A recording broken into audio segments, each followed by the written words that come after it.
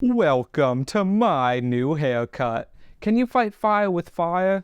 Yeah, sure, but you need to understand on some level that that's what you're doing. The original Mean Girls satirized obtuse and self-important people. Broadway musicals themselves are obtuse and self-important, and yet Mean Girls, that one, doesn't realize either of these things. The self-awareness that was critical to the success of the original is completely gone, making the musical remake a big nothing sandwich, and that's disappointing because the movie has a lot going for it. The cast tries their absolute hardest to elevate this middling material. Between that and the infectiously catchy musical numbers, it can be easy to forget the hypocritical shallowness of it all. The whole film is just so soulless and in your face that it's hard to get behind the film's criticisms of those exact same things, especially when the line between the good guys and the bad guys is drawn so thin, the actual moral stance the film takes just prances all over the place, to the point where the film sometimes contradicts itself within the same shot. This can be okay, and the original and other films like Heathers have dealt with this before, but Mean Girls never wraps it up. The conclusion is unsatisfactory, and nobody really gets their comeuppance except a single character, and the movie has to artificially extend the third act just to convince us that she deserves it. Then there's a final song that attempts to gaslight you into believing that there was some kind of thesis to the movie, and that it wasn't just 110 minutes of waffling between humorless vignettes. Preteens may get a kick out of this, but anybody who's actually been through the American education system will see through this mythologized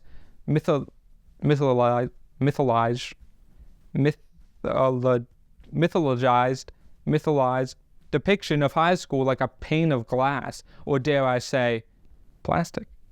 2 thumbs down.